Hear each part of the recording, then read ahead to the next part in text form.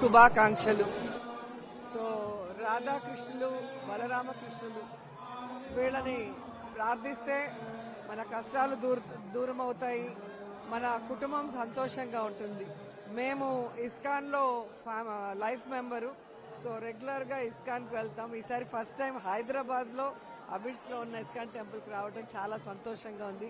అది శ్రీకృష్ణుని జన్మ దినం రోజు రావటం, అందరినీ కలవటం అనేది ఆ కృష్ణుడి బ్లెస్సింగ్స్ మనందరికీ ఉండాలని మనస్ఫూర్తిగా కోరుకుంటున్నాం.